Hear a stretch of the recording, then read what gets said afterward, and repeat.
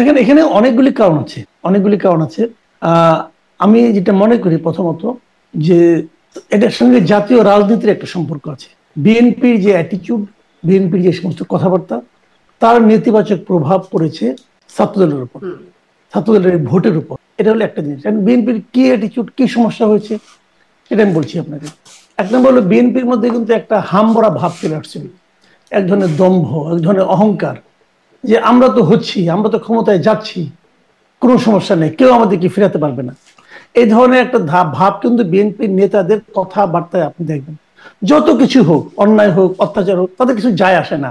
তাদের কথা হলো কোনোভাবে নির্বাচনটা হলেই আমি তো রাজা, আমি তো হয়ে যাচ্ছি দায়িত্বে। এই বিষয়টা দুটো রিয়াকশন করেছে স্টুডেন্টদের মধ্যে। এক নম্বর রিয়াকশন হলো যে তুমি এত অহংকার দেখাও কেন। দেখেন আমাদের মতো সাধারণ মানুষের, গরিব মানুষ যারা আমরা আছি, আমাদের কিন্তু এই জায়গাটা খুব টনটনা। আমরা পেটে ভাত থাক আর না থাক, আমাদের আত্মসম্মান বোধটা খুব টনটনা। আপনি আমাকে অবহেলা করবেন, তুচ্ছতাচ্ছিল্য করবেন, আমি এটা সহজভাবে নিব না। সুযোগ পাওয়া মাত্র এটা আমি দেখিয়ে দেবো। এই সুযোগটা আসে ভোটের মাধ্যমে। এখানে একটা জিনিস। আরেকটা বিষয় হলো, যদি এরা ক্ষমতাবান হয়ে যায়, তখন ফেব্রুয়ারিতে তারা ইলেকশন হয়ে গেল, তাহলে কি হবে? ছাত্র দল হবে সরকারি দলের একটা সংগঠন। এবং সেই সরকারি দলের সংগঠন কি হয়, সরকারি দলের যে ছাত্র সংগঠন, তারা বিশ্ববিদ্যালয়ের মধ্যে কি চালায়, এটা কিন্তু আমাদের এই ছাত্রছাত্রীরা ভুলতে পারে নাই। তাদের মনের মধ্যে এখন দগদগে ঘাড় মতো আছে যে ছাত্রলীগ কি করেছে গত 15টা বছর, তারা সেটা পুনরাবৃত্তি চায় না। একদম হিসাব ক্লিয়ার। যে কারণে তারা একটা ভয় পেয়েছে যে আমরা কোনো সরকারি দলের ছাত্র সংগঠনকে ডাকসুতে আনতে চাই না। যদি বিএনপির যে কেন্দ্রীয় নেতৃত্ব, তাদের মধ্যে যদি ওইরকম সরকারে চলে যাওয়া নিশ্চিত জয়, শিওর সাকসেস, এই ধরনের মনোভাব তাদের কথাবার্তায় চালচলনে না থাকতো, তাহলে হয়তো এই ভয়টা সাধারণ মানুষ পেত না। এটা হলো একটা দিক। দ্বিতীয় একটা দিক বলি আপনাকে আমি। দ্বিতীয় দিকটা হলো, এটা খুব বিস্ময়কর, এটা আমার কাছে বিস্ময়কর মনে হলো প্রথম দিকে, পরে আমার মনে হয় নাই, কারণ আমি নিজেও এই ব্যাপারে একটা ভুল প্রিডিকশন করেছিলাম আগে। আমার একটা ধারণা ছিল যে আওয়ামী লীগের যে ভোট, যদি আওয়ামী লীগ ভোট দিতে না পারে, যদি আওয়ামী লীগের কোনো প্রার্থী না থাকে, তাহলে আওয়ামী লীগের ভোটটা আসলে কোথায় যাবে? আমি মনে করতাম যে এই ভোটটা বোধ হয় বিএনপিতে যাবে। কিন্তু আমার ভুলটা ভাঙছে এই ঘটনার মাধ্যমে, যে আসলে এই ভোটটা আসলে বিএনপি পাবে না, এটা জামাত পাবে। তার প্রমাণ হলো এই ঘটনা। কারণটা আমি বলি আপনাকে। কারণটা হলো কি, সারা দেশে আওয়ামী লীগের বিভিন্ন পর্যায়ের নেতা নেত্রীর উপর কিন্তু অনেক রকম টর্চার হয়েছে, তাদের ভোগান্তির শিকার হতে হয়েছে, তাদের দৌড়ের উপরে থাকতে হয়েছে, তাদের বিরুদ্ধে একাধিক মামলা হয়েছে, অনেক মামলা হয়েছে। এবং আপনি খোঁজ দিয়ে দেখেন, এই মামলাগুলো 98% মামলার বাদী হচ্ছে বিএনপি, বিএনপির স্থানীয় নেতা, বিএনপি ছাত্রদল, যুবদল, এরা। তো ঢাকা ইউনিভার্সিটিতে যারা ছাত্রলীগের যে ভোটগুলো, এরা কিন্তু বেসিক্যালি ওই আওয়ামী পরিবার থেকে উঠে আসা। এখন তারা যখন দেখছে যে আমার বড় ভাই, আমার বাবা, চাচা, খালু, মামা, এরা সবাই বিএনপির রাজনীতির জন্য তারা দৌড়ের উপরে আছে, ওই দৌড়টা কিন্তু যথাযথ হতে পারে। কিন্তু আমি ওটা বলছি না যে এটা মানে আপনার খুব অন্যায় কিছু, তা না। ওটা অন্যায় হতে, ন্যায় হতে পারে, সবই হতে পারে। কিন্তু তাদের কাছে তো তার খালুর পেইনটা তার কাছে তো বড়, তখন তারা কিন্তু আর বিএনপি কে ভালোবাসতে পারছে না। তো বিএনপি কে ভালো না বাসলে মানে আরো তো দল ছিল বা আরো তো প্রার্থী ছিল যাদেরকে দেয়া যেত। অনেকেই ধারণা করছিলেন অন্য আরেকজনের কাছে চলে যাবে ছাত্রলীগের ভোটগুলো, মানে টাকসুতে হলো না, যেতে পারতো। কিন্তু ওরা তো আর ছাত্রলীগকে হারাতে পারতো না। ওরা চেয়েছে, ওদের মূল লক্ষ্য কিন্তু অন্যকে জয় করানো নয়, ওদের মূল লক্ষ্য ছিল ছাত্র দলকে হারানো, সরকারি দলকে হারানো, অথবা যারা নাকি তার ফ্যামিলির দুর্ভোগের কারণ, তাদের ছাত্র সংগঠনকে হারিয়ে দেওয়া। এটা ছিল ওদের মূল লক্ষ্য। এবং সেই লক্ষ্য পূরণে তারা ভেবেছে ছাত্র শিবির বেটার। আরেকটা কথা বলে শেষ করি, সেই জিনিসটা হলো ছাত্র শিবিরের যারা ক্যান্ডিডেট ছিল, এদের ম্যাক্সিমাম ক্যান্ডিডেটই মানে আপনার ভার্সিটিতে, ক্যাম্পাসে ভদ্র ছেলে হিসেবে এক ধরনের পরিচিতি আছে। ভদ্র ছেলে, মেধাবী ছেলে, মানুষকে সাহায্য করে, এই ধরনের মন মানসিকতা। সেটা কোন রাজনীতি, দীর্ঘ রাজনীতির পার্ট কিনা, অনেক কিছু কিন্তু হতে পারে। হয়তো তারা লম্বা একটা প্ল্যান করে মাঠে নামছে, সেটাও হতে পারে। ভালো মন্দ অনেক কিছু আছে। কিন্তু অ্যাপারেন্টলি, দৃশ্যত, তারা কিন্তু মানুষের কাছে ভালো ছেলে হিসেবে পরিচিত। এটাও কিন্তু একটা বড় কারণ হিসেবে কাজ করে। ভালো ছেলেকে ভোট দিয়ে জিতিয়েছে। আমি ডাক্তার জাহিদুর রহমান, আপনার কাছেও একই প্রশ্ন। ছাত্র শিবিরের এমন ভূমিধস জয়, ছাত্র দলের ভরাডুবি কেন? ধন্যবাদ আপনাকে। মাসুদ কামাল ভাই খুবই গুরুত্বপূর্ণ কয়েকটা পয়েন্ট এখানে বলেছেন, আমি একমত। এগুলোর সাথে কিছু কিছু যোগ করতে চাই। আসলে ছাত্র শিবির জিততে যাচ্ছে এটা প্রেডিক্ট করা যাচ্ছিল। আমি গত কিছুদিন ধরে যেসব টক শোতে গেছি, আমি সেখানে ছাত্র শিবির সম্পর্কে এই কথা বলেছি, কারণ আমার পারসেপশন এরকম, বা অনেকে এটা ভেবেছেন যে শিবিরের এক ধরনের ফিক্সড ভোট থাকে, শিবিরের বাইরে যে ভোট আছে ওর মধ্যে অনেকগুলো প্যানেল থাকার কারণে ভোট ভাগাভাগি হয়ে যায়। আসলে প্রবলেম যেটা হয়েছে সেটা হচ্ছে মার্জিনটা আমাদেরকে অনেকটা স্তম্ভিত করেছে। আমরা যারা হুম। রাজনীতি বুঝতে চাই, রাজনীতি নিয়ে এক ধরনের ধারণা করি, যেমন ধরুন সাদিক কায়েমের বিরুদ্ধে যত সিগনিফিকেন্ট প্রার্থী আছে সবার ভোট যোগ করে দিল সাদিক কায়েমের সমান হয় না। তো উনি এতটাই ভূমিধ্বস বিজয় পেয়েছেন, অন্যান্য ক্ষেত্রে কম বেশি তাই। সুতরাং এই margin itself is a question. এবং এখন শুধুমাত্র ছাত্রলীগের ভোট যুক্ত হয়েছে, হ্যাঁ অনেক ক্ষেত্রে যুক্ত হয়েছে, যদি এটার একটা অল্টারনেটিভ একটা ঘটনা আছে, সেটা হলো জগন্নাথ হলে কিন্তু সাদিক কায়েম 10 ভোট পেয়েছেন, অনলি 10। সো ছাত্রলীগের সমর্থক ওই হলে অনেক বেশি থাকার কথা, সেখানে তিনি ভোট পান নাই খুব একটা, অন্যান্য জায়গায় ভোট দিয়ে থাকতে পারেন। কিন্তু আমার কাছে যেটা মনে হয়, এক বছর থেকে ছাত্র শিবির এই নির্বাচনটাকে কেন্দ্র করে সাংগঠনিক কর্মকাণ্ড চালিয়েছে, এবং শুধু ভালো ছাত্র বা ভালো ইমেজের চাইতে যেটা হয়, তাদের এই প্রবণতা অনেক আগে থেকে আছে। তারা স্টুডেন্টদেরকে নানা কাজে সাহায্য করার চেষ্টা করে। আপনি খেয়াল করবেন, নিশ্চয়ই আপনি জানেনও, ছাত্র শিবিরের অনেকগুলো কোচিং সেন্টার আছে, ভর্তি কোচিং। ওই ভর্তি কোচিং এর সময় থেকেই শুরু হয় তারা স্টুডেন্টদের সাথে যোগাযোগ করা। সেই স্টুডেন্টরা যখন ভার্সিটিতে আসে, তার প্রয়োজন অপ্রয়োজনে, গত এক বছর আমি এটা পার্সোনালি জানার চেষ্টা করেছি, হলগুলোতে তারা স্টুডেন্টদের প্রয়োজন মেটানোর চেষ্টা করেছে। কোনো স্টুডেন্টের যদি ফিনান্সিয়াল ক্রাইসিস থাকে, তাকে ফিনান্সিয়াল সাপোর্ট দেওয়ার চেষ্টা করেছে। আমরা তো ওই পানির ফিল্টার দেওয়ার কথা, মানে খুবই খুবই আধুনিক পানির ফিল্টার হলগুলোতে দেওয়া হয়েছে। এরকম স্টুডেন্টদের জন্য কিছু ওয়েলফেয়ার করার চেষ্টা করেছে তারা। এবং খেয়াল করবেন, ওনারা জামায়াতে ইসলামী ছাত্র সংগঠন, ইসলামী ছাত্র সংগঠন, ওনারা ধর্মকে খুব বেশি সামনে নিয়ে আসেন নাই এবার। এবং তারা এক ধরনের সেন্ট্রিস্ট অ্যাটিটিউড বা সেন্টার রাইটের অ্যাটিটিউডের মতো। এবং একজন নারী ক্যান্ডিডেট তাদের প্যানেলে ছিলেন, যিনি হিজাব দূরে থাকুক, তিনি ওড়না মাথায় দেন না, মানে যেটা শিবিরের সাথে নেওয়া যায় না। ছাত্র সংস্থা বা ছাত্রী সংস্থার যে স্টুডেন্ট, ফিমেল স্টুডেন্টরা নেকাবও পড়েন। তো সেই জায়গায় তারা এই ধরনের একটা ইমেজও দেখানোর চেষ্টা করেছেন। এবং দিনের শেষে আমার কাছে মনে হয় যে তারা স্টুডেন্টদের পাশে থেকেছেন, সাংগঠনিকভাবে কাজ করেছে। উল্টো দিকে বিএনপি নির্বাচনে ছাত্রদল যাবে কি যাবে না এই সংশয়ে ভুগলো দীর্ঘদিন। তারা এই নির্বাচনটা প্রাথমিকভাবে মনে হয়েছে করতে চায়নি। পরে তারা যখন সিদ্ধান্ত নিল, প্যানেল দিতে দেরি করলো, এবং তাদের ক্যাম্পেইনের জন্য খুব বেশি সময়ও আসলে হাতে ছিল না। সুতরাং কিছু আহ জাঁকজমক, কিছু চটক দেখানো, আর সাংগঠনিক ভাবে বেস তৈরি করে সেই বেসকে দিয়ে সবার সাথে পার্সন টু পার্সন কমিউনিকেট করা ডিফারেন্ট জিনিস। ছাত্র শিবির নিজের নামে অথবা তাদের আরেকটা পরিচয়, আমি এভাবে বলবো যে সাধারণ শিক্ষার্থী নামেও তাদের এক ধরনের স্টুডেন্টদের সাথে যোগাযোগের জায়গা মানে আছে। এটাও আমার একটা প্রশ্ন, ডাক্তার সাহেব, এটাও আমার একটা প্রশ্ন, মানে তারা তো আসলে ছাত্র শিবির নামে ডাকসু নির্বাচনটা করে নাই, ঐক্যবদ্ধ শিক্ষার্থী জোট ব্যানারে তারা এই ডাকসু নির্বাচন করলো। আপনি যে কৌশলগুলোর কথা বলছিলেন, যে যেমন বিশেষ করে নারী প্রার্থীর কথা বলছিলেন, এটিও কি একটা কৌশলের অংশ, ঐক্যবদ্ধ শিক্ষার্থী জোট? আমি আমি মনে করি ছাত্র শিবির নামটার মধ্যে একটা নেগেটিভ কনোটেশন আছে, আমরা মানি বা না মানি, এটা হয়ে গেছে, তারা সেটা করেছেন। আর মাসুদ কামাল ভাই বিএনপির ওই যে মামলার যে কথা বললেন আওয়ামী লীগের ক্ষেত্রে, আবার একই সাথে আমি বলবো বিএনপির বিভিন্ন জায়গায় যে বিএনপির লোকজন গ্রাসরুটে অনিয়মের সাথে জড়িয়েছে, চাঁদাবাজি, দখলদারি, এসবের সাথে জড়িয়েছে, এই স্টুডেন্টদেরই বাড়ি ওইসব জায়গায় আছে, তার পরিবারের কেউ না কেউ এগুলো দ্বারা অপ্রেসড হচ্ছে হয়তো, ওগুলোর এক ধরনের প্রভাব এখানে এসে পড়তে পারে। সবকিছু মিলে এটা হয়েছে। আর আমি একটা কথা একটু বলে রাখা জরুরি বলে মনে করি, খুব ইম্পর্টেন্ট এটা, আওয়ামী লীগের অপশাসনও ছাত্র শিবিরকে স্টুডেন্টদের মধ্যে, আমি এটা নিয়ে ডিটেইলও কথা বলবো হয়তো কখন, আমি একটু বলে রাখি, খেয়াল করবো আওয়ামী লীগের সময়ে ছাত্র শিবিরকে বিশেষ করে মারাত্মক রকম অত্যাচার করা হয়েছে।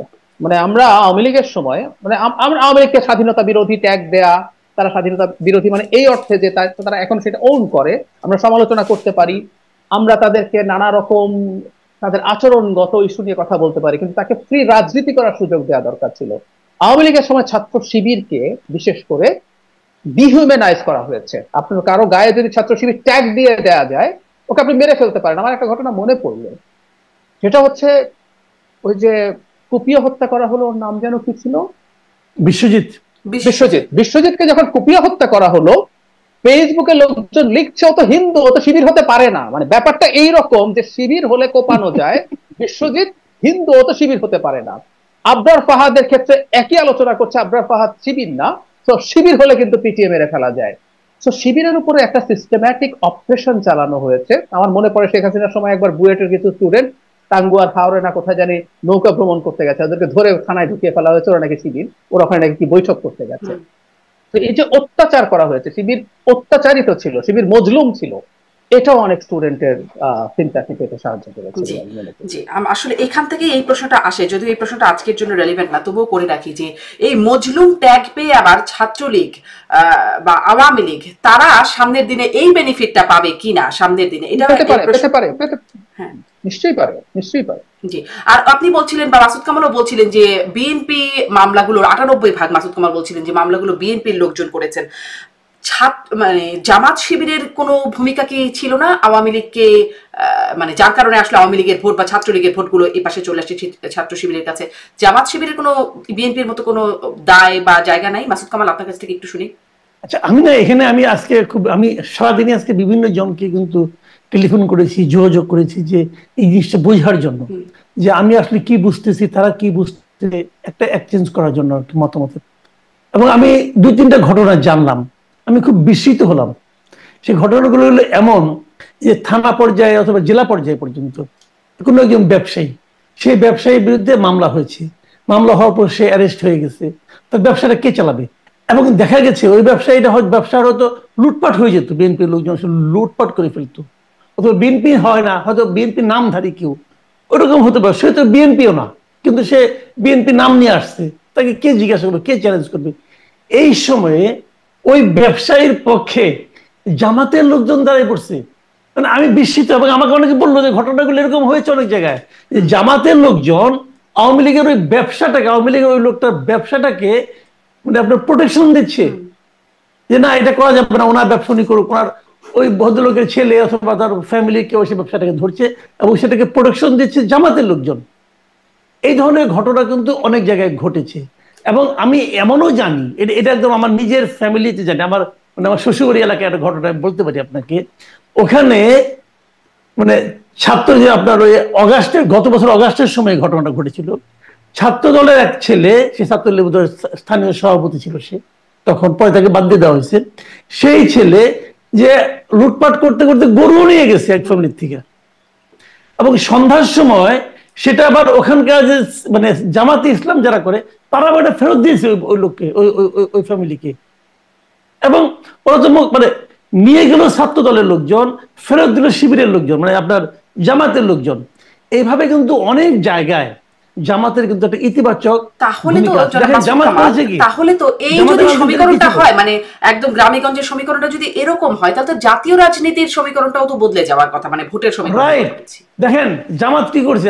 আমি যখন মাঝে মাঝে মনে হয় যে জামাতের যে রাজনৈতিক প্রজ্ঞা, তার কাছে বিএনপি আসলে শিশু, জাস্ট শিশু। আমি আপনাকে একটা ঘটনা বলি, দেখেন জামাত কি করেছে। জামাত কিন্তু প্রশাসন দখল করে নিছে। অগাস্টের পর থেকে তারা কোনো ঝামেলায় যায় নাই, প্রশাসনের কি পয়েন্টগুলোতে তাদের লোকজনকে বসাই দিচ্ছে। এখন তারা বিশ্ববিদ্যালয়গুলো দখল করবে এবং খুব সিস্টেমেটিক ওইটা দখল করবে।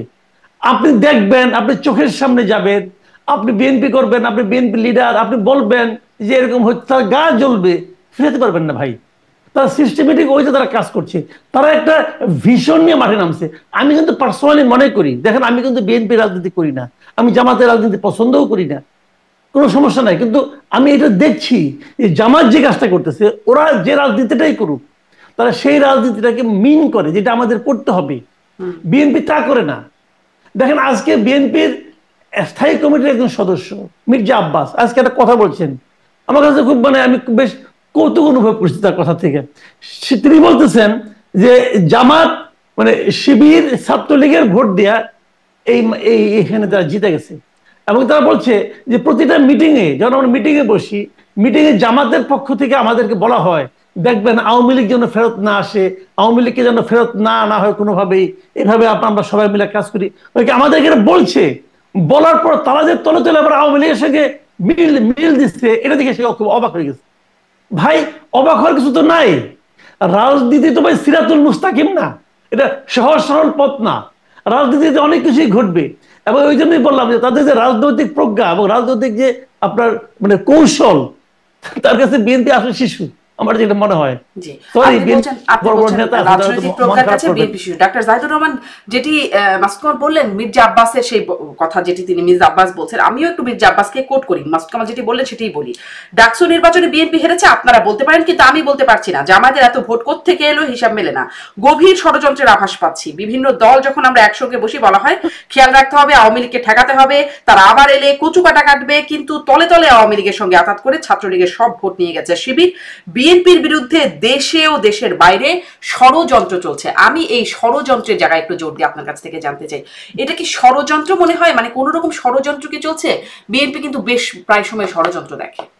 ঠিক ষড়যন্ত্র একেবারে নেই বলা যাবে না। আমরা এভাবে যদি তথ্যটা দেখি, বাংলাদেশের সবচেয়ে বিখ্যাত ইউনিভার্সিটি পারসেপশন হচ্ছে সবচেয়ে প্রগ্রেসিভ ইউনিভার্সিটি। যদি এটা নিয়ে আমার সন্দেহ আছে, আমি আর বিস্তারিত এখন বলতে চাই না এই ইউনিভার্সিটি তার প্রগ্রেসিভ জায়গায় আছে কিনা, আমার খুব স্ট্রং ডাউট আছে যে স্টুডেন্টরা তার কিছু সাধারণ বেনিফিট পাবে বলে মনে করে সে একটা মানুষজনকে ভোট দেয়, এবং সত্যিকার অর্থে তাদের মধ্যে ওয়েল বিহেভড, ওয়েল ম্যানার্ড লোকজন আছে। কিন্তু এটা যে একটা গুরুত্বপূর্ণ রাজনৈতিক মানে গেমের পার্ট, এটা যারা ধরতে পারে না তারা কতটুকু প্রগ্রেসিভ আমার সন্দেহ আছে। কিন্তু আমরা কাগজে কলমে তো আসলে আমরা ধরে নিতে পারি সবচেয়ে প্রগ্রেসিভ। তো সেই জায়গায় যখন এইরকম ইসলামিস্ট আইডেন্টিটি, যারা ইসলামী আইডেন্টিটি পলিটিক্স নিয়ে থাকে, রাজনীতি করে, তারা এখানে ভূমিধ্বস বিজয় পাচ্ছে। সুতরাং বাংলাদেশে ইসলামাইজেশন হচ্ছে, যদিও এটা ঠিক জামায়াতে ইসলামী বা ছাত্র শিবির র্যাডিক্যাল ইসলামিস্ট না, তারা আমাদের কনস্টিটিউশনাল ফ্রেমওয়ার্কের মধ্যে কাজ করবে বলে, কিন্তু এই জামাতেরই নেতারা বাংলাদেশের শরিয়া আইন কায়েম করতে চায়, এই আলাপ আছে। তো বাংলাদেশে এমন সংগঠন ঢাকা ইউনিভার্সিটিতে মানে জিততে পেরেছে যাদের মাদার অর্গানাইজেশন বাংলাদেশে শরিয়া আইন কায়েম করতে চায়। ঠিক একইভাবে জাতীয় নির্বাচনেও যদি জামাতকে এরকম ভোট টোট দিয়ে কোনো না করে ভাই, এবং একটা জিনিস একটু জড়িয়ে যোগ করে রাখা জরুরি, আওয়ামী লীগের সাথে তার দৃষ্টিভঙ্গিগতভাবে জামায়াতের ন্যারেটিভের খুব আকাশ পাতাল পার্থক্য থাকলে একটা উদাহরণ দিই। পশ্চিমবঙ্গে যখন নির্বাচন হয়েছে বা ত্রিপুরাতে যখন বিধানসভা নির্বাচন হয়েছে, খুব সারপ্রাইজিংলি দেখা গেছে মমতা ব্যানার্জির যে ভোট সেটা ফিক্সড আছে, বিজেপির যে ভোটটা বাড়ছে সেটা সিপিআই এর ভোট ওখানে যাচ্ছে। মানে বামরা বিজেপিকে ভোট দিচ্ছে, ঠিক ওদের যত পার্সেন্ট কমে বিজেপি তত পার্সেন্ট বাড়ে। তো এই ঘটনা ঘটতে পারে, এই ঘটনা ঘটার খুবই সম্ভাবনা আছে। এখন বাংলাদেশে যদি এই ধরনের ইসলামী দল অনেক বেশি ভোট পায়, বিশেষ করে 26 সালের এপ্রিল মের কথা আমি বলি বারবার, সেটা হচ্ছে পশ্চিমবঙ্গ বিধানসভা নির্বাচন আছে, এখানে এই ধরনের রাজনীতি খুবই মাথাচাড়া দিয়েছে। এটা ইন্টারন্যাশনালি যেমন আছে, ভারতের ডোমেস্টিক পলিটিক্স এর জন্য খুবই জরুরি। সুতরাং এইরকম একটা, আবার আমি বলি এটাকে খুব ষড়যন্ত্র কি বলা যাবে, নির্বাচনে তো এর ভোট ওকে দেয়া, তার ভোট তাকে দেয়া, এগুলো হতেই পারে। এগুলো বরং এক ধরনের প্ল্যান। তলে তলে কিছু কি হয়েছে? মানে আপনি যেভাবে বলছেন এটা হতেই পারে, কিন্তু তলে তলে ষড়যন্ত্র এই বিষয়গুলোর কি কিছু আছে? তলে তলে আমি বলি, আমি যদি বলি ঢাকা ইউনিভার্সিটিতে তলে তলে যদি সিদ্ধান্ত হয় ছাত্রলীগ শিবিরকে ভোট দেবে, এটাও তো আসলে এই গেমের মধ্যে ফাউল না, এটা একেবারে গেমের রুলস এর মধ্যে আছে, যে কেউ তলে তলে সিদ্ধান্ত নিয়ে এই ভোট দিতেই পারে। আমার কাছে এটা মানে তলে তলের মধ্যে কোনো সমস্যা আপনি দেখেন না? মানে তলে তলে কথা সেই ওবায়দুল কাদের কাছ থেকে একটু বেশি পরিচিত পেয়েছিল। হ্যাঁ, মানে আসলে যেটা হয়েছে, আসলে সত্যি কথা যেটা বলি সেটা হচ্ছে বিএনপি এই রকম মানে খালি পরাজয় না, পরাজয় আবারও বলছি, পরাজয় আমরা বুঝতে পারছিলাম, কিন্তু এই মার্জিনের পরাজয় এটা তাদেরকে খানিকটা মানে খানিকটা না বেশ খানিকটা অস্বস্তিতে ফেলেছে। এখন তারা তো কোনো না কোনো একটা ন্যারেটিভ সামনে আনতে হবে। নিশ্চয়ই। ওই একটা প্রশ্ন আপনার কাছে একটু করে আমি আবার মাসুদ কামালের কাছে যাই, যে আপনি বলছিলেন যে শিবিরের ছেলেরা যে ওয়েল বিহেভড, ওয়েল ম্যানার্ড বা তারা ভালো কাজ করছে, এই যে ভালো কাজ দিয়ে মন জয় করা বা ভোট জয় করা, এর মাধ্যমে কি তারা, বা ধরুন ওই যে শিবিরের বদলে ঐক্যবদ্ধ শিক্ষার্থী জোট ব্যানার, এই বিষয়গুলো আনা, এর মাধ্যমে কি সেই ৭১ মুক্তিযুদ্ধ নিয়ে যে একটা কন্ট্রোভার্সি আছে, প্রশ্নবোধক চিহ্ন অনেকগুলো আছে, বা নেতিবাচক সমালোচনা, আপনিও বলছিলেন জামাত শিবিরের সাথে একটা নেতিবাচক বা নেগেটিভিটি জড়িয়ে আছে, মানে সেটিকে তারা উতরে যেতে পারছে, মানে পারলো, এটাই কি তার নজির? আচ্ছা, একটা জিনিস হয়তো মানতে হবে, আমরা মানে আমি ব্যক্তিগতভাবে চেষ্টা করেছি, নিজে চেষ্টা করেছি, বলেছি, আমি লিখেছি, বাংলাদেশের রাজনীতিতে মুক্তিযুদ্ধ থাকতে হবে, কিন্তু সেটা আওয়ামী বয়ানের মুক্তিযুদ্ধ না। কিন্তু এটা ফ্যাক্ট, আওয়ামী লীগ এই কথাগুলো এমন ভাবে ব্যবহার করেছে যেটার মাধ্যমে সে আসলে মানুষের উপর অত্যাচার নিপীড়নকে জায়েজ করার চেষ্টা করেছে। ফলে এই ঢাকা ইউনিভার্সিটিতে হয়তো এই কথাগুলো খুব বেশি মানে কানেক্ট করতে পারেনি। আর আমি আরেকটু খোলাখুলি যদি বলি, আমি এতটা খোলাখুলি বলতে চাইনি, ঢাকা ইউনিভার্সিটির স্টুডেন্টদের সোশিও ইকোনমিক কন্ডিশনের যে অ্যাভারেজ যদি এরকম হয় যে যথেষ্ট প্রান্তিক পরিবার থেকে অনেক স্টুডেন্ট আসে ঢাকায়, তারা যদি একটা কোচিং এর সময় ডিসকাউন্ট পায়, তারা যদি ভার্সিটিতে চান্স পাওয়ার পর সেই কোচিং এ পড়াতে পারে, তার যদি একটা ফ্যানের প্রয়োজন হয় টাকার জন্য কিনতে পারছে না, যদি সেটা শিবির কিনে দেয়, এই জিনিসগুলোর আসলে ইম্প্যাক্ট অনেক বড়। সুতরাং ভোট তো ভোটই, সুতরাং এই জায়গাগুলোতে তারা কাজ করেছে, সুতরাং ওইটাতে কানেক্টেড হয়ে খুব বড় সম্ভাবনা আছে এবং তারা প্রত্যেকের সাথে যোগাযোগ করে গেছে সবসময়। এবং আমি ছাত্র শিবির চিনি ব্যক্তিগতভাবে, কিভাবে চিনি, আমি যে কলেজে পড়াশোনা করেছি চিটাগংয়ে, এটা শিবির নিয়ন্ত্রিত কলেজ ছিল, সুতরাং তারা কি করেন, কিভাবে সম্পর্ক রক্ষা করেন, এগুলো আমার দেখা আছে। সুতরাং সেটাই হয়তো এখানে এবার কাজ করছে। জি, আমি মাসুদ কামাল আপনার কাছে একটু এই প্রশ্ন দিয়ে ছোট্ট করে শুরু করি, আরো কয়েকটি প্রশ্ন আপনার কাছে করতে চাই। যে এই যে মুক্তিযুদ্ধ বিরোধী, এটি তো শুধু আসলে ট্যাগ নয়, এটি একটা ঐতিহাসিক বাস্তবতাও বটে, বা আওয়ামী ন্যারেটিভও কি শুধুমাত্র মানে শিবিরের যে সেই অবস্থান সেখান থেকে কি তারা সরে আসতে পারলো, এটি আপনার কাছে প্রশ্ন। এই জয় কি মানে শুধু তো জয় না, আসলে ভূমি ধস জয়, সেটি কি আসলে সেই বার্তা দিচ্ছে এটি? এবং সাথে সাথে আরো একটা ট্যাগ কিন্তু শিবিরের সাথে ছিল, এখনো বারবার উচ্চারিত হয়, রক কাটা, সেই ট্যাগগুলোকে শিবির উতরে আসলো কিনা? দেখেন না, এটা এত তাড়াতাড়ি এই সিদ্ধান্তে আসা যাবে না, কারণ মানে তাদের কিছু ঘটনা, রক কাটার ঘটনা কিন্তু ঢাকা ইউনিভার্সিটি কখন হয় না। ঢাকা ইউনিভার্সিটি দেখেন, ঢাকা ইউনিভার্সিটিতে শিবির কিন্তু অনেক বছর ধরেই তাদের কোনো কার্যক্রম, প্রকাশ্য কার্যক্রম মোটামুটি দেখা যায়নি, অনেক বছর, 3 দশক তো হবেই।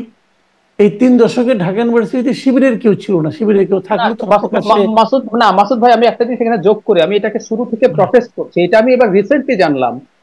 বাংলাদেশের ওই ঢাকা ইউনিভার্সিটি ক্রিয়াশীল সব ছাত্র সংগঠন একত্রে কি যেন একটা নাম দিয়েছিলেন, তারা সিদ্ধান্ত নিয়েছিলেন শিবিরকে প্রকাশ্যে রাজনীতি করতে দেবেন না। এটা ঢাকা না, শুধু জাহাঙ্গীরনগর ইউনিভার্সিটিতেও আছে। আমি খুব স্ট্রংলি এটাকে প্রটেস্ট করি যে সব সংগঠন মিলে, যে সংগঠনটা নিষিদ্ধ না, শিবির তো নিষিদ্ধ ছাত্র সংগঠন না, কোন অধিকারে তারা তাকে এরকম রাজনীতি করতে দেবে না সিদ্ধান্ত নিয়েছে, এবং ওই সিদ্ধান্তের কারণেই আসলে শিবির রাজনীতি করতে পারে না। আমি বলি আপনাকে, আমি এটা জানি মানে তখন আমি ঢাকা ইউনিভার্সিটির স্টুডেন্ট, যখন এই ঘটনাটা ঘটে তখন আমি ঢাকা ইউনিভার্সিটির স্টুডেন্ট, এবং তখন আমি নিজেও একটা ছাত্র সংগঠনের সঙ্গে জড়িত ছিলাম। আমি যাদের সঙ্গে ছিলাম তারাও এই সিদ্ধান্ত নিয়েছিল যে তাদেরকে করতে দিবে না, এবং এটা নিয়ে আমি ওই ছাত্র সংগঠনে থাকাকালীনই আমি প্রতিবাদ করেছি যে আপনি কেন দিবেন না, তারা যদি মন্দ হয় সেটা এই তাদেরকে মন্দ এবং তাদেরকে আমি কথা বলতে দেব না, এই সিদ্ধান্ত নেওয়ার আপনি কে, আমি কে? আমি তাদের কর্মকাণ্ড নিয়ে আলোচনা করতে পারি, আমি তাদের কর্মকাণ্ড নিয়ে ক্যাম্পেইন করতে পারি, মানুষকে বোঝাতে পারি তাদের কেন রাজনীতি তাদেরকে সমর্থন করা যায় না, কিন্তু আমি তাদেরকে কথা বলতে দেব না, এটা আমি ভাই পক্ষে না। এবং আমি এখনো কিন্তু ওই একই দৃষ্টিভঙ্গি সবসময় পোষণ করি, আমি কোনো নিষিদ্ধের পক্ষে না। যাক, সেটা অন্য প্রসঙ্গ, ওই লাইনে আমি যাচ্ছি না। তো এখন এখানে যেটা হয়েছে, সেই ট্যাগটা কিন্তু ঢাকা ইউনিভার্সিটিতে কিন্তু কখনো রক্ষার কোনো ঘটনা আমি দেখিনি, আমার মনে পড়ে না। হইতে পারে, আমি আমার যদ্দূর মনে পড়ে আমি এরকম রক্ষার কোনো ঘটনা দেখিনি। রক্ষার ঘটনা রাজশাহী ইউনিভার্সিটিতে হতো, অনেকগুলি হয়েছে কিন্তু, এবং সেটা শিবিরের নেতৃত্বে হয়েছে বলে আমরা তখনও শুনেছি, সে সমস্ত কারণ ছিল। কিন্তু ঢাকা ইউনিভার্সিটিতে ট্যাগিংটা ছিল না, কিন্তু ওই ট্যাগিংটা কিন্তু অনেক বড় ঘটনা ছিল। ওই ট্যাগিংটা এত দ্রুত কয়েকটা নির্বাচনে জিতলেই যে শেষ হয়ে যাবে আমি তা মনে করি না, তাদের আচরণের মাধ্যমে সেটাকে তাদেরকে প্রমাণ করতে হবে। এটা কিছুদিন হয়তো সময় লাগবে অথবা যাবে না। কিন্তু আমি আরেকটা কথা বলি, দেখেন আমরা সবাই বলতেছি যে শিবির কেন জিতলো, শিবিরের কি করেছে, শিবির কিভাবে মানুষকে সুযোগ সুবিধা দিয়েছে, এগুলো আমরা বলছি। কিন্তু আমার কথা হলো কি, এই কাজগুলি মন্দ কি? আমার কথা হলো তারা যে কাজগুলি করেছে এটার মধ্যে খারাপটা কি আছে, একদম খারাপটা কি? হ্যাঁ, এরা যদি একটা ছাত্র সংগঠন যদি বরং মাসুদ ভাই, বরং এই জিনিস দেখে যদি অন্যরা চাপ বোধ করে করতে শুরু করে সেটা ভালো হবে, আর স্টুডেন্টদের জন্য ভালো হবে। আমি তো এখন যদি ছাত্র শিবির যদি একটা ফিল্টার দেয়, তো এটা তো প্রশংসা করার মতো। এখন এটার মধ্যে তারা দিল অতএব তারা খারাপ, দুষ্ট, তাদের অন্য মতলব আছে। আরে ভাই, আপনি মতলব নিয়ে দেন না, আপনার তো দেওয়ার কোনো অভ্যাসই নাই, আপনাদের নেওয়ার অভ্যাস। তো এইটা তবে আপনি নেওয়ার অভ্যাস, আপনি নেওয়ার সংস্কৃতি নিয়ে দেওয়ার সংস্কৃতি সম্পন্ন একটা সংগঠনকে আপনি পরাজিত করবেন, ভাই আপনি কেন এটা আশা করেন? আপনার মধ্যে তো সেই জিনিসটা নাই। শিবিরের যে রাজনীতি, আমি তো এই রাজনীতিটাকে আমি মধ্যে কোনো খারাপ দেখছি না আপাতত। যতটুকু আমি দেখতে পাচ্ছি। এখন আপনি বলবেন যে না, তাদের মধ্যে গোপনে অনেক কিছু আছে, তারা হয়তো পরে এক সময় দেখাই দিবে, আমরা আগে দেখেছি। ভাই আগে অনেক কিছু দেখছি, আগে আওয়ামী লীগের অনেক ভালো দেখছি, পরে আওয়ামী লীগের চেহারা দেখলাম, আবার বিএনপির অনেক খারাপ দেখছি, আবার বিএনপির কাছ থেকে আমরা ভালো কিছু আশাও করতেছি। কাজে সময়ের প্রেক্ষিতে কিন্তু ভালো মন্দ এগুলো কিন্তু চেঞ্জ হতে থাকে। কাজে আমি শিবিরের রাজনীতিকে কিন্তু আমি এখনো আমি ওইভাবে যতটুকু আমি দেখেছি ঢাকায়, আমি এটাকে কিন্তু অত বেশি আমি খারাপ বলবো না। তারা ছাত্রদের মন জয় করতে পেরেছে। দেখেন সেটা তো খুবই ভালো ব্যাপার, আপনি বলছিলেন সেটি আসলে খুব ভালো ব্যাপার। আর মাসুদ কামাল, আমি ঢাকা ইউনিভার্সিটির একটা স্টুডেন্ট, তারা আমি বুঝাই দিলাম আর সে বুঝে গেল। ভাই এত সহজ না। এরা তো যে বলে না জেনজি, জেনজিকে আপনি বুঝান না, যাই দেখেন জেনজিকে বুঝাইতে দেখেন তারা বুঝে কিনা, তারা উল্টা আপনাদের বুঝাই দেবো। তারা ভাই খুবই আপ টু ডেট, তারা খুবই আপ টু ডেট। এবং তারও যে বড় কথা, স্টুডেন্টরা যদি সিদ্ধান্ত নেয় যে তারা এই কাজটা করবে, তো এটা তো তাদের সিদ্ধান্ত। ডাকসুর যে ভিপি, সে তো আবার সংসারে খবরদারি করতে আসবে না, সে তো ওইখানে থাকবে। এবং ওখানকার যারা স্টুডেন্ট, তারা তো সিদ্ধান্ত নিয়েছে আমরা সাদিক কায়েমকে চাই। এবং সেই চাওয়ার মাত্রাটা তো ভাই মানে এই যে কথাটা নাকি জাহিদ বললেন যে ভাই ডিফারেন্সটা আপনি খেয়াল করছেন, ডিফারেন্সটা খেয়াল করেন। মানে প্রথম 5 জন ভিপি, প্রথম 5 জনের সাদিক কায়েম 1 নাম্বার, আর 2, 3, 4, 5 এই 4 জনের ভোট যোগ করলে সাদিক কায়েমের চেয়ে আমি যোগ করে দেখছি মাত্র 43 ভোট বেশি হয় 4 জনের যোগ করলে। তাহলে আপনি ভোটের ডিফারেন্স দেখেন আপনি। তো এটা তো এমনি এমনি হয় নাই। সাদিক কায়েম শিবিরের ক্যান্ডিডেট এই জন্য হয় নাই। সাদিক কায়েম কিন্তু আমি তো অনেকে স্টুডেন্টকে জিজ্ঞাসা করেছি, সাদিক কায়েমের তো আপনার ইউনিভার্সিটিতে তার তো ভালো একটা মানে ইতিবাচক তার একটা ভাবমূর্তি আছে। তো এই ভাবমূর্তিগুলো আপনি ক্রিয়েট করেন। আপনি বলছিলেন মাসুদ কামাল, আপনি বলছিলেন যে প্রশাসন দখল করেছে, এখন বিশ্ববিদ্যালয়গুলো দখল করছে। এই অভিযোগটা জামাতের বিরুদ্ধে বারবার বলা হয়, আগেও বলা হয়েছে যে বিশ্ববিদ্যালয় তারা দখল করেছে, বিশ্ববিদ্যালয়ের ভিসি থেকে শুরু করে প্রশাসন দখল করেছে। এই ডাকসু নির্বাচনের ক্ষেত্রেও প্রশাসনের বিরুদ্ধে অভিযোগ উঠেছে। এই অভিযোগগুলো আমি একটা কথা বলি, জি আমি একটা কথা বলি আপনাকে, আমি কিন্তু অভিযোগ করি না, আমি যেটা বলি সেটা আমি বলি যে প্রশাসন দখল করাটা এটা অভিযোগ, ওইটা অভিযোগ। আর বিশ্ববিদ্যালয় যদি আপনার নির্বাচনের মাধ্যমে তারা দখল করে, এখন তো আসলে নির্বাচনের মাধ্যমে এইটা তো নির্বাচনের মাধ্যমে, ডাকসু তো নির্বাচনের মাধ্যমে, ডাকসু হলো আমি বলছিলাম মানে যদি ডাকসু নির্বাচনের মাধ্যমে হয়, নির্বাচনের মাধ্যমে হয়, যদি জাকসু নির্বাচনের মাধ্যমে হয়, যদি নির্বাচনের মাধ্যমে হয়, ওটা কিন্তু অভিযোগ না, ওটা হলো তাদের জয়, তাদের প্রাপ্য। ওইটা তারা যদি সেটা দখল করতে পারে তারা অগ্রসর হয়ে যাবে, এগিয়ে যাবে। দেখেন জাতীয় নির্বাচন এটা প্রভাব পড়বে সেটা কিন্তু আমি ওইভাবে বলছি না। জাতীয় নির্বাচন প্রসঙ্গ নিশ্চয়ই আপনি আনবেন, আমি মনে হয় এখন বলবো না, আপনি পরে আনবেন, তো তখন বলবো। জাতীয় নির্বাচনের প্রভাব নিয়ে আমি একটু কথা বলতেই চাইবো, কিন্তু আমি আসলে একটু প্রশাসনের কথা আপনার কাছে বিশেষ করে জিজ্ঞাসা করছিলাম যে আপনার কাছে কি মনে হয়েছে যে অভিযোগগুলো আসছে, ছাত্রদল তো প্রকাশ্যে অভিযোগ করেছে, আপনাদের মানে ছাত্রদলের ভিপি প্রার্থী আবিদ তিনি বলছেন স্যার আপনারা হাসিনা নির্বাচনকেও হার মানিয়েছেন, কারচুপিতে ভোট চুরিতে হাসিনাকেও হার মানিয়েছেন, এরকম বক্তব্য বলেছেন। উমামার কাছ থেকেও এরকম বক্তব্য এসেছে। এগুলোকে আপনি কিভাবে মূল্যায়ন করবেন? এগুলোকে আমি যে হেরে গেলে না একটা মন খারাপ হয়, ওই মন খারাপ হলে অনেক অনেক কিছু বলে। আমাদের দেশে জাতীয় নির্বাচনে হেরেও এক নেত্রী বলছিল সূক্ষ্ম কারচুপি, আরেক নেত্রী বলছিল স্থূল কারচুপি, এগুলি বলে। এই বলাটাকে আমি খুব গুরুত্ব দিলাম। 2 দিন পরে দেখবেন তারা এটা বলবে না, কারণ হেরে গেলে এখন তো একটা অজুহাত দিতে হবে। আমরাও তো ছোটবেলায় পরীক্ষা খারাপ করলে বলতাম যে স্যার সিলেবাসের বাইরে থেকে প্রশ্ন করছে, তো সিলেবাসের বাইরে থেকে প্রশ্ন করে আমি শান্তি পাওয়ার চেষ্টা করতাম, আমি আমার বাপ মাকে বুঝাইতাম। তো ওই সিলেবাসের বাইরের প্রশ্ন নিয়ে অন্য আমার অন্য যারা নাকি আপনার সহপাঠী ছিল ওরা ভালো রেজাল্ট করে নাই, করছে তো, কারণ আমি পারি না, এটা আমার ব্যর্থতা, আমি তো আমার স্বীকার করি না, আমি কোনো না কোনো একটা অজুহাত দিই। এখানে একই জিনিস ভাই, শুনেন আমি বলি, ঢাকা ইউনিভার্সিটি যদি এরকম মানে 3 গুণ 4 গুণ ভোট পাওয়ার মতো কারচুপি হয়ে থাকে, তাহলে এই স্মার্ট ছেলে মেয়ে এগুলো কেউ বুঝলো না, কেউ দেখলো না। আর আপনি দেখছেন একটা জায়গায় একজন প্রার্থী বের হওয়ার সঙ্গে সঙ্গে ওটা কমপক্ষে 1500 ক্যামেরা, সবাই মোবাইল টোবাইল দিয়ে কি ক্যামেরা করতেছেন, ভেতরে যাচ্ছে। তো এগুলি একটা, হ্যাঁ 2-1টা ঘটনা যে ঘটে নাই সেটা কিন্তু ব্যর্থ যে হয় না তাই আমি বলবো না, এটা পৃথিবীর সব ভোটেই হয়। আপনি যত সতর্ক, আপনি যদি ভাত খাইতে বসেন না, আপনার প্লেট থেকে 2-1টা ভাত বাইরে কিন্তু পড়বে, তার মানে এই না আপনি ছড়াই ছিটিয়ে খাচ্ছেন। তো ওইটা 2-1টা ঘটনা সবসময়, এবং এটা আমি মনে করি না যে ওইটার মাধ্যমে এই 2 গুণ 3 গুণ ভোট পাওয়া যায়। এটা আমার কাছে ভাই এখন পর্যন্ত মনে, উমামা বলছেন, উমামা স্ট্যাটাস দিয়েছেন, তারপরে আপনার আবিদ স্ট্যাটাস দিয়েছেন, বাট ডকুমেন্ট দেন না, সাপোর্টিং ডকুমেন্টটা দেন, সাপোর্টিং কিছু দিতে পারেন না। আপনি ওই সুইপিং কমেন্ট করলে তো হবে না রে ভাই, আমি ডাক্তার জাহিদ আপনার কাছ থেকে এটা নিয়ে ছোট্ট একটা মন্তব্য জানতে চাই যে বিশ্ববিদ্যালয় প্রশাসনের ভূমিকাকে আপনি কিভাবে দেখেছেন? তাদের বিরুদ্ধে কারচুপি অভিযোগ, হাসিনাকে ছাড়িয়ে যাওয়ার অভিযোগ কিন্তু তুলছেন প্রার্থীরা, আর আবিদ এবং ওবামা বয়কটও করেছেন নির্বাচন, প্রশাসনের বিরুদ্ধে অভিযোগ তুলে। আমরা গতকাল যে শিক্ষক নেটওয়ার্ক আছে ঢাকা ইউনিভার্সিটি, তারা একটা সংবাদ সম্মেলন করেছেন। আমি পুরো সংবাদ সম্মেলনের পুরো বক্তব্যটা শুনেছি। ডক্টর সামিনা লুৎফা একদম বিস্তারিতভাবে বলেছেন কি কি অনিয়ম আছে, এবং তাদেরই একটা মূল্যায়নকে আমি গ্রহণ করি যে কিছু অদক্ষতা, কিছু মিসম্যানেজমেন্ট আছে, কিন্তু নির্বাচনে এমন কিছু হয়নি যেটা আসলে নির্বাচনের ফলাফলকে প্রভাবিত করতে পারে। তখন কিন্তু ফলাফল আমাদের সামনে আসেনি। এখন আমি খুব খুশি হতাম উমামা যদি বা আবিদ যদি এই নির্বাচন নিয়ে কিছুটা প্রশ্ন করে মেনে নিতেন।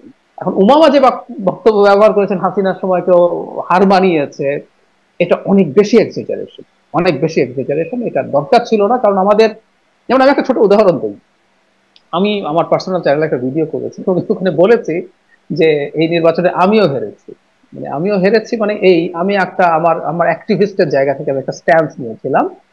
আমি চেয়েছিলাম, আমি কিন্তু আমার অ্যানালিসিস বলছিল শিবির জিতবে, আমি বলেছি, কিন্তু এত মার্জিন হবে সেটা বুঝিনি। কিন্তু আমি চেয়েছিলাম এবং আমি অ্যাপিল করেছিলাম যে শিবিরকে যেন ভোট না দেয়, এর বাইরে যে যাকে ইচ্ছা তা করবে। আমার নিজস্ব কিছু, মানে বিশেষ করে আইডেন্টিটি পলিটিক্স, মানে মুক্তিযুদ্ধ যদি সরিয়েও রাখি এই ন্যারেটিভ, এটা তো আছেই, আইডেন্টিটি পলিটিক্স আমি পছন্দ করি না। এখন হয়তো হয় নাই, এবং আমি খুব সহজে বললাম এখানে আমিও হারছি নির্বাচনে সম্ভব। তো এই ব্যাপারটা দরকার আছে। উমামা ভালো করেছেন এবং উমামার সামনে খুব চমৎকার ভবিষ্যৎ আছে। তিনি স্বতন্ত্র দাঁড়িয়েছেন, দাঁড়িয়ে তিনি যে ফলাফল করেছেন, তিনি ব্যক্তিগতভাবে আমরা চিনি, তিনি অত্যন্ত সৎ এবং প্যাশনেট একজন মানুষ। কিছু রাজনৈতিক চিন্তা বুদ্ধি যদি এর সাথে বয়সের সাথে যুক্ত হয়, বাংলাদেশের রাজনীতির কথা বলছি, উনি ভালো করবেন। কিন্তু এই ধরনের মন্তব্য করাটা এটা খুবই এক্সাজারেশন হয়েছে, এটা দরকার ছিল না। আর ওই যে সামান্য কিছু এদিক সেদিক অনিয়মের কথা এসছে, হয়ে থাকতে পারে, সেটা নির্বাচনকে এই পর্যায়ে, মানে মার্জিনটা যদি খুব অল্প কিছু হতো তাহলে হয়তো এটা ধরে। এই ভোট গণনার সময় তিনি এটাকে সার্কাস বলে আখ্যায়িত করেছেন, তিনি লিখেছিলেন যে চলিতেছে সার্কাস। হ্যাঁ হ্যাঁ, আমার কাছে মনে হয় যে তিনি খুবই হার্ট হয়েছেন, এবং তারপরও রাজনীতি করতে গেলে কিন্তু এই মাথা শান্ত রাখতে পারতে হবে। এমন কোন রাজনীতিবিদরা রেটরিক ব্যবহার করে, ঠিক আছে, কিন্তু এটাকে এমন জায়গায় নিয়ে যাওয়া উচিত হবে না যে যেটা একেবারে বিশ্বাসযোগ্যতার ধারে কাছে থাকে। ওনাদের উচিত ছিল কিছু প্রশ্ন তুলে রাখা, যে এই কিছু মিসম্যানেজমেন্ট হয়েছে, এটা হয়েছে, তারপর আমরা আমাদের এই রায়টা অ্যাকসেপ্ট করছি, এটা বললে ভালো হবে। আমি এবার একটু সরাসরি উপদেষ্টা এবারে জাতীয় নির্বাচন একটু যোগ করব, সেটা হলো ছাত্র দলের ভিপি প্রার্থী নির্বাচন গ্রহণ না করলেও জিএস প্রার্থী কিন্তু এটাকে গ্রহণ করেছেন এবং খুব সুন্দরভাবে একটা স্টেটমেন্ট দিয়েছেন, এটাকে আমি প্রশংসা করি। জি, প্রশংসনীয়। জি, মাসুদ কামাল, জাতীয় নির্বাচনের প্রসঙ্গে একটু আসি। স্বরাষ্ট্র উপদেষ্টা তিনি বলছেন যে এই নির্বাচন, মানে ডাকসু নির্বাচন জাতীয় নির্বাচনের ক্ষেত্রে মডেল হিসেবে কাজ করবে। এই বক্তব্যকে আপনি কিভাবে দেখেন? এই বার্তাকেও কিভাবে নিচ্ছেন? উনি এটা কি হিসেবে বলছেন আমি না ভাই বুঝি না, ওনার কথাবার্তা আসলে প্রায় বুঝি না। উনি আসলে কেন কিভাবে বলেন আমি, আমার কাছে ক্লিয়ার না। মডেলের কি আছে এখানে? কি মডেল? এখানে যে ব্যালট পেপার, ওখানে গিয়ে ব্যালট পেপার হবে, এইভাবে ভোট গণনা করবে, কি মডেলটা কিভাবে হলো? আর এটা কি ইলেকশন কমিশনার করছে? এটা কি আমাদের যে নির্বাচন কমিশন আছে তারা কি এই নির্বাচন কন্ডাক্ট করছে? তাহলে কি মিলটা, মানে জাতীয় উনি মিলটা কোথায় পাচ্ছেন? তার মানে কি এখানে শিবির জিতছে, অতএব জাতীয় নির্বাচনে শিবির জিতবে, উনি এটা বলতে চাচ্ছেন? মানে ওনার কথা আসলে আমি বুঝি না, উনি আসলে কেন কি বলেন, কিভাবে বলেন, আমার কাছে ক্লিয়ার না। আমি একটা কথা বলি আপনাকে, দেখেন এই যে নির্বাচন, এর সঙ্গে জাতীয় নির্বাচনে কোনো প্রভাব পড়বে কিনা, এটা একটা কিন্তু বেসিক পয়েন্ট। আমি আগে বলেছি, আমি কিন্তু অনেকগুলি ডাকসু নির্বাচনে ভোট দিয়েছি, অনেকগুলো। তো অনেকগুলো এই কারণে আমার ওই সময় আমি যখন ভর্তি হই ইউনিভার্সিটিতে, তখন এরশাদের আমল, এবং তখন ওখানে অনেক আপনার সেশন জটেছিল। আমার প্রায় 9 বছর লেগেছে এই শেষ করতে ঢাকা ইউনিভার্সিটির পাঠ, কাজে লম্বা সময় আমি ওখানে ছিলাম। আমি চারটা নির্বাচনে অংশ নিয়েছি ডাকসুতে। আমার মনে হয় বাংলাদেশে খুব কম লোকই আছে যে 4টা ডাকসু নির্বাচনে ভোট দিতে পেরেছি। প্রথমবার মান্না আক্তার ছিলেন, তারপরে আক্তার বাবলু ছিলেন, তারপরে সুলতান মোহাম্মদ মনসুর এবং মুস্তাক হোসেন ছিলেন, শেষ পর্যন্ত আমান খোকন ছিল। এই 4টা নির্বাচনে কিন্তু আমি অংশ নিয়েছি। আমার কথা হলো কি, ডাকসু নির্বাচনের সঙ্গে জাতীয় নির্বাচনের কোনো বিল নাই। কোথায় মান্না আক্তার? মান্না আক্তার 2বার ভিপি জিএস হয়েছেন এই গ্রুপ। আবার আক্তার বাবলু, আক্তার ভাই আরেকবার ভিপিও হয়েছেন, উনি কোথায়? কালীগঞ্জে পড়ে আছেন আওয়ামী লীগের এমপি। মান্না ভাই কোথায়? মান্না ভাই কি জাতীয় রাজনীতিতে? আমরা আমাদের মনে আছে, আমরা মান্না ভাইয়ের বক্তৃতা শোনার জন্য ক্লাস মিস দিতাম, যে বসে থাকতাম ওনার বক্তৃতা শুনবো। মান্না ভাই এত বড় নেতা ছিলেন আমাদের ঢাকা ইউনিভার্সিটিতে, তো মান্না ভাই জাতীয় রাজনীতিতে ভূমিকা কি এখন? সুলতান মাহমুদ মনসুর কোথায় বলেন? মুস্তাক ভাই কোথায়?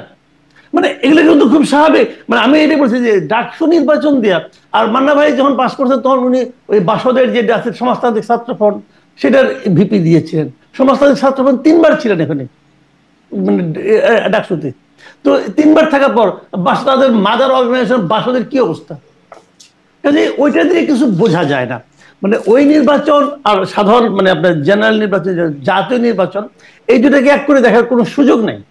যদিও ওটা মেধাবী পোলাপান সব শিক্ষিত ছেলেরা এখানে আছে, অনেকে এটা একটা থিওরি দেওয়ার চেষ্টা করে, এই শিক্ষিত ছেলে মেয়েগুলি তাদের বাপ মাকে করে আপনার মানে প্রভাবিত করে, এটা করে আবার করে না। গ্রামে দেখেন যে কৃষক যে তার যে ছেলে ঢাকা ইউনিভার্সিটিতে পড়ে, তার মানে ওই ফ্যামিলিতে ওই বাপের উপরে ছেলে যে মাতব্বরি করবে এটা হবে না, বাপই মাতব্বরি করবে, কারণ সে টাকাটা দেয়। হিসাব হলো টাকার উপর, টাকা কে দেয়? যে টাকা দেয় সে মাতব্বর। এটা হলো সহজ হিসাব ভাই। কাজে এইগুলি হয় না।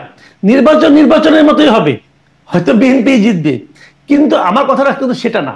আমার কথাটা হলো কি যে সাধারণ মানুষ রাজনীতিটা কি দেখলো, এটার কিছু না কিছু প্রভাব তো পড়বেই। রাজনীতিটা কি দেখলো, যে একটা মানে পজিটিভ রাজনীতির প্রতি মানুষের একটা আগ্রহ বাড়বে। দেখেন আমরা শিবির সম্পর্কে কিন্তু আমাদের মধ্যে একটা প্রিকনসেপশন কাজ করে, এরা স্বাধীনতা বিরোধী, অমুক তুমুক অনেক কিছু আমরা কিন্তু বলি। জামাত সম্পর্কে বলি ওনারা কি করছেন না করছেন, আমরা এটাও বলি যে ওনারা একটু ক্ষমা প্রার্থনা করলেই হয়, বললে হয় আমরা ভুল করেছিলাম, কেন বলে না বলে তারা ওই ওই মানে ওই আদর্শকেই ধারণ করছে। এগুলো অনেক কিছু কিন্তু আমরা বলি, কিন্তু আমার কথা হলো ওটা বলা ঠিকই আছে, কিন্তু পাশাপাশি আমরা কিন্তু এটাও দেখবো যে এখন যারা রাজনীতি করছে, যারা রাজনৈতিক নেতা যারা আছেন, শিবিরে যারা পলিটিক্যাল লিডার আছেন, তাদের বিহেভটা কি সাধারণ মানুষের প্রতি, তারা নিজেদেরকে কি মনে করে, তারা যখন সাধারণ মানুষের সঙ্গে মিশে তখন তারা কিভাবে ব্যবহারটা করে। আর পাশাপাশি অন্যান্য যে ট্রেডিশনাল পলিটিক্যাল শুরু থেকে এটাই আসলে আলোচনা আসছে, তাদের ওয়েল বিহেভ, ওয়েল ম্যানার, এই বিষয়গুলো নিয়ে কথা বলছিলাম। তারা যেটা বলে এটা নাটক করে, ভাই নাটকটাই করেন না, নাটকটাই করে দেখেন না আমাকে, ওটাও তো করতে পারেন না, মানুষের ধমক দেন অমুক করেন, এইগুলি। জি, আমি আসলে ঠিক এখান থেকে এখন যেহেতু জাতীয় নির্বাচন নিয়ে কথা বলছি ডাক্তার জাহিদ আপনার কাছ থেকেও, তাহলে জাতীয় নির্বাচনে আমরা যে এতদিন ধরে বলছি যে সামনে আসলে বিএনপি অপেক্ষমান সরকার, বিএনপি নির্বাচন হলে বিএনপি জিতবে, এই যে একটা মানে এইটা একটা স্টেটমেন্ট একটা হয়ে গেছে, মোটামুটি এখন স্ট্যাবলিশড হয়ে গেছে, সেটা কি একটু শেকি হয়ে গেল? সেটা কি একটু সন্দেহ জায়গায় কোথাও তৈরি হচ্ছে মানে শিবিরের এরকম ভূমিধস জয়ের পর? আমি মনে করি না সে কি হচ্ছে, আপনি প্রমাণ পাবেন। আপনাকে আমি একটা জিনিস ফলো করতে বলবো, আপনি নিশ্চয়ই নিজে করবেন সেটা। যদি এরপর সেই কি হয়ে যায়, জামাত যদি জিতে যাওয়ার খুবই সম্ভাবনা থাকে, জামাত তার লোয়ার হাউসে পিআর টিআর সরিয়ে খুব দ্রুত নির্বাচনের প্রস্তুতিতে ঢুকে যেতেই পারে। জামাতের প্রার্থী নির্ধারিত আছে অলরেডি, তো তারা নির্বাচনের প্রস্তুতিতে নেমে যাক, তারা জিতে যাবে। প্রশ্ন হচ্ছে উইল দে ডু ইট? আমি মনে করি তারা এটা করবে না, কারণ তাদের নিজস্ব হিসেব নিকেশ আসলে আছে বলেই তারা এই লোয়ার হাউসে পিআর এর নামে নির্বাচনকে নিয়ে একটা ঝামেলা তৈরি করার চেষ্টা করছে। তাদের জরিপ আছে, তারা জানেন খুব ভালো মতো কি হবে না হবে। তারপর আবারও বলছি, যেটা বলে আমি আরেকটা এক্সাম্পল দিই, না হয় বাসদ ঢাকা ইউনিভার্সিটিতে ভালো করেছিল, ৭৩ সালে জাসদ ছাত্রলীগ সারা দেশ দখল করে ফেলেছিল, সব শিক্ষা প্রতিষ্ঠান। ৭৩ ঢাকা ভার্সিটি যখন যেটা নিশ্চিত হয়ে যায়, তখন ব্যালট বাক্স ছিনতাইয়ের ঘটনা ঘটে। সেই জাসদ যখন জাতীয় নির্বাচনে যায়, সেখানেও ভোট কারচুপি করেছে। সেই রিভিউয়ের সময় হেলিকপ্টারে ব্যালট বাক্স তুলে আনা, মানে ব্যালট বাক্স লুটের সেই ইতিহাস, সেই পুরনো ইতিহাস। আমি জাসদের নেতাদেরকে জিজ্ঞেস করেছি যে আপনাদের জেতার কেমন সম্ভাবনা ছিল, কয়টা সিটে জিততে পারেন, টপ টু বলতে। তারা বলেছেন 15টার মতো সিটে জিততে পারেন। তো এরকম আসলে দাঁড়ায় ব্যাপারটা এরকম। তো এই জন্য তেমন কিছু আসলে হবে না, এটা জামাত বোঝে। কারণ যদি তারা মনে করতো তাহলে অ্যাজ আর্লি অ্যাজ পসিবল ইলেকশনে চলে যেত। এই দুটো ডিনামিক্স আসলে আলাদা, সে নিয়ে কোনো সন্দেহ নেই। আমি বিএনপির নির্বাচিত হওয়া নিয়ে মেজর সমস্যা দেখছি না, আমি রাদার একটা অন্য একটু টপিক হলেও বলে রাখি। বিএনপির ঝামেলা হবে ক্ষমতায় থাকতে, ইন্দোনেশিয়াতে হচ্ছে, নেপালে হচ্ছে, এগুলো কিন্তু ভালো নির্বাচনে নির্বাচিত সরকার। কেপি শর্মা ওলি ভোট চুরি করে হাসিনার মতো ক্ষমতায় ছিলেন না। কিন্তু যখন আপনি দুর্নীতি কমাতে পারছেন না, আপনি সুশাসন দিতে পারছেন না, মানুষ রাস্তায় নেমে যাচ্ছে। আর বাংলাদেশে শেখ হাসিনার মতো একটা ব্রুটাল শাসকের মানে গুলির মুখে দাঁড়িয়ে যখন এই তরুণরা এই ঘটনা ঘটালো, বিএনপি যদি গুড গভর্নেন্স নিশ্চিত করতে না পারে, মানুষ রাস্তায় নামবে, এবং শেখ হাসিনার 10%ও বল প্রয়োগ বিএনপি করতে পারবে না। এখনকার সেই বাস্তবতাই নেই। ক্ষমতায় টিকে থাকা that will be a serious problem. এবং আমার কাছে মনে হয় যে এই ডাকসুকেও যদি আমরা এভাবে ধরি, যে ডাকসুতেও যেটা বললেন যে সার্ভিস দিয়ে, আমি সার্ভিসকে নেগেটিভ বলছি না, বরং ভালো বলছি, অন্য ছাত্র সংগঠনগুলোকে বুঝতে হবে তাহলে এভাবেই আসতে হবে। একইভাবে নেপাল যেটা দেখাচ্ছে এখন এবং ভবিষ্যতে, এই যে বিএনপি গ্রাসরুটে চাঁদাবাজি দখলবাজির যে অভিযোগগুলো আছে, তাকে চেষ্টা করছে তারা, অ্যাপারেন্টলি মনে হয় যে তারা বহিষ্কার করছে, কিন্তু এটাকে আরো টাফ ভাবে, আর ক্ষমতা আসার পর যদি এগুলো তারা নিয়ন্ত্রণ করতে না পারেন, তাদের কপালে সিরিয়াসলি প্রবলেম। মানে ক্ষমতায় টিকতে না পারলে, যে প্রেডিকশনের কথা আপনি বলছেন, তখন কি হবে? মানে নেপালে যেরকম হচ্ছে এরকম কিছু, এরকম কোনোভাবে ক্ষমতা হারাবে? খুবই সম্ভাবনা আছে, খুবই সম্ভাবনা আছে। কারণ আমি বলে রাখি, বাংলাদেশ বা এটা একটা নতুন বাস্তবতা। এই যে জেনজিদের মূল বিষয়টা কি আসলে, জেনজিদের সাথে তার আগের জেনারেশনের বেসিক ডিফারেন্সটা কি? জেনজি তার জন্মের পর থেকে, বেড়ে ওঠার সময় থেকে ইন্টারনেট হাতে পেয়েছে, সে পুরো কানেক্টেড সোশ্যাল মিডিয়ার মাধ্যমে। সো ওর রিয়ালিটি, ভুল সত্য এটা ডিফারেন্ট ব্যাপার। এখন তো পোস্ট ট্রুথ ওয়ার্ল্ড বলা হয়, যে এখানে আপনার মতো সত্য আছে, এখন আপনি আপনার আমার সত্য কেউ নিতে বাধ্য না, ওর সত্য যে বলে তার কাছে সে চলে যায়। হয়তো আমরা দেখবো ডাহা মিথ্যে কথা ওখানে বলা হচ্ছে, কিন্তু ও এটাকে অল্টারনেটিভ ট্রুথ মনে করে, সে ওখানে গিয়ে চলে যায়। সুতরাং এই ইনফ্লুয়েন্স গুলোর মধ্যে তো তারা থাকবে। সুতরাং সংকট বা ঝুঁকি থেকেই যাবে, এরা আবার রাস্তায় নেমে আসবে। আর একটা কথা যোগ করে দেই, অকল্পনীয় রকম বেকারত্বের একটা সমাজ আমাদের, এর মধ্যে আনএমপ্লয়েড তো আছে, আন্ডার এমপ্লয়েডও আছে। এই রকম বেকার জনগোষ্ঠীকে সমাজে রেখে আপনি একটা স্টেবল সোসাইটি কোনোদিন তৈরি করতে পারবেন না। এগুলো যদি নিশ্চিত না করা যায়, কোনো না কোনো একটা বাহানায় তারা রাস্তায় নামবে এবং কেউ তৈরি। আমি একদম শেষ প্রশ্ন, মাসুদ কামাল, মানে বিএনপি ক্ষমতায় টিকতে সমস্যা হবে, এইখানে আপনার একটু মন্তব্য করেন। এই কথাটাও বেশ শোনা যাচ্ছে যে বিএনপি ক্ষমতায় আসলেও ক্ষমতায় থাকতে পারবে না, টিকতে পারবে না। আপনার এখানেও একটু মন্তব্য জানতে চাই। এবং একই সাথে এই ডাকসুর, মানে যেহেতু প্রশ্ন একটাই করব, সম্ভব হলে ছোট্ট করে ডক্টর জাহিদকেও এই প্রশ্নটা শুনবো, যে এই ডাকসুর এই ফলাফল বিএনপিকে কি বার্তা দিল, জামাত কি বার্তা পেল, এবং আওয়ামী লীগ যারা আসলে পলাতক হিসেবে আছে তারাও আসলে এখান থেকে কি বার্তা পেল? মাসুদ কামাল। আচ্ছা, এক নম্বর হলো বিএনপির ক্ষমতায় টিকে থাকাটা চ্যালেঞ্জ হবে, কিন্তু আমি একটা কথা মনে করি যে বিএনপির যে চেহারা আপনি আজকে থেকে 16-17 বছর আগে দেখেছেন, 19 বছর আগে দেখেছেন, বিএনপি সেই চেহারা নিয়ে আসবে না। বিএনপির যে সমস্ত লিডারশিপ আমরা দেশে এখন দেখছি, বিশাল বিশাল ফিগার এক একজন, এরা যে কিরকম ভাবে, এদের ভাবনা চিন্তা, বিএনপি এই চিন্তা নিয়েও যদি তারা ক্ষমতায় আসে, এই চিন্তা নিয়েও থাকবে না। আমি মনে করি যদি বিএনপি ক্ষমতায় আসেন এবং যদি তারেক রহমান দেশে ফিরে আসে, তারেক রহমান কিন্তু 15-16টা বছর একটা মানে উন্নত বিশ্বে উনি কিন্তু থেকেছেন, ওনার চিন্তা ভাবনা চাল চলনে আমি মনে করি একটা মানে বেসিক চেঞ্জ চলে আসছে। এবং সেই চেঞ্জ নিয়ে উনি যখন আসবেন, উনি যদি ওনার আশেপাশে ঘিরে থাকা চামচাদেরকে নিয়ন্ত্রণ করতে পারেন, আমার মনে হয় বিএনপিরও চেহারা চেঞ্জ হয়ে যাবে। আমি মনে করি বিএনপি ভালো কিছু করার চেষ্টা করবে, পারবে কিনা জানি না, কিন্তু চেষ্টাটা তারা করতে পারবে। এখন তারা পারছে না, এই কারণে তারা তো বহিষ্কার ছাড়া আর কোনো অ্যাকশন নিতে পারছে না। এবং কেন্দ্রীয় পর্যায়ে ওনার কিন্তু সে অনেক কিছু তার করার হয়তো ইচ্ছা আছে, কিন্তু উনি করতে পারছেন না। যখন ওনার হাতে ক্ষমতাটা আসবে তখন উনি অনেক কিছু করবেন বলে আমি আশা করি। ভাই এইটুকু আশা না করলে আমরা বাঁচবো কি নিয়ে রে ভাই, সামনে দিলে আমাদের কি থাকবো, কিছু তো নাই আর বিকল্প। কাজে এই আশাটা আমি ওনাকে কেন্দ্র করে করি। আর দ্বিতীয় যে ব্যাপারটা বলি, একটা বিষয় কিন্তু পুরো আলোচনায় আমরা মানে আসলে ভুলে গিয়েছিলাম কিনা জানি না, একটা বাস্তবতা এখানে এই ডাকসু ইলেকশনে দেখা গেছে, এটা প্রমাণিত হয়েছে যে ডক্টর ইউনূসের অত্যন্ত প্রিয় এনসিপি, এটা যে একটা বিশাল ফাঁপানো বেলুন, সেটা এই ডাকসু ইলেকশন প্রমাণ করে দিছে। ডাকসু ইলেকশনে তাদের যারা প্রতিনিধি ছিলেন, বাকসাস বলে যাকে বলা হচ্ছে, তাদের অবস্থান কিন্তু অনেক স্বতন্ত্র ক্যান্ডিডেটের চেয়ে অনেক নিচে। কাজে এই যে ওরা বলে না যে আমরা এই তরুণ তুর্কি, আমরা এই তরুণদের সিপাহসালার, আমরা এই তরুণদেরকে প্রতিনিধিত্ব করি, এই জিনিসটা একদম ধূলিসাৎ হয়ে গেছে। ওনারা আসলে কোথাও নাই রে ভাই। এই জিনিসটা ওনাদের যত তাড়াতাড়ি ওনারা বুঝবেন তত ভালো, কারণ ওনারা কিন্তু ক্ষমতা পাচ্ছেন, ক্ষমতার দম্ভে তো মনে করেন ধরাকে সরা জ্ঞান করেন, কিন্তু ওনাদেরও বুঝতে হবে ভাই আপনাদের আসলে কোথাও নাই, আপনারা কোথাও নাই। জি, মানে আমি আসলে জিজ্ঞাসা করেছিলাম বিএনপি, আওয়ামী লীগ এবং জামাত কি বার্তা পাবে, এনসিপি কি বার্তা পাবে, সেটি আপনি অবশ্য আগে স্পষ্ট, এটা আমার জিজ্ঞাসাই ছিল না, আপনি একদম স্পষ্ট করে দিলেন। ডাক্তার জাহিদ। প্রশ্নটা যদি আবার একটু করেন, আমি আসলে কোন দল কি বার্তা পাবে এই প্রশ্নটাই আপনার কাছেও জানতে চাই, কোন দল কি বার্তা পাবে এখান থেকে? মানে বিএনপি মানে যদি তার অ্যানালিসিস করে সেটা হচ্ছে যদি আমরা যেসব কারণগুলো বলেছি সে যদি বিশ্বাস করে, এবং বিশেষ করে স্টুডেন্টদের সাথে ইন্টারাকশন, ভালো আচরণ, তার জন্য কাজ করা, মানে ওয়েলফেয়ার। আমি আবারও বলছি, শিবির কিন্তু তার ধর্মতাত্ত্বিক ব্যাপারগুলো ওভাবে আর সামনে আনে নাই। তো দিনের শেষে ওয়েলফেয়ার নিশ্চিত করতে হবে। বিএনপি এখনো ক্ষমতায় যায় নাই, তাও ক্ষমতায় গেলে কি করবে সেটা দেখা যাবে। তার আগে যেসব অনিয়মের সাথে, অন্যায়ের সাথে বিএনপির, এই যে মামলার কথা আসতো, এই অভিযোগ শোনা যায় যে মামলা দিয়ে তারপর তাকে আবার এইটা থেকে বের করার জন্য নানা রকম ডিল করছে অনেক। তো এই জিনিসগুলো থেকে বেরিয়ে আসা দরকার আছে, আমি এটা মনে করি। আওয়ামী লীগের জায়গা থেকে ওই যে বলেছে, যদি জামায়াতে ইসলামী শক্তিশালী হয়ে ওঠে, এটা আওয়ামী লীগের যে প্রিভিয়াস ন্যারেটিভ ছিল যে সে ক্ষমতায় না থাকলে আসলে এই জিনিসগুলো মাথাচাড়া দেয়, গ্লোবালি আসলে তার এটা দেখানো সহজ হবে।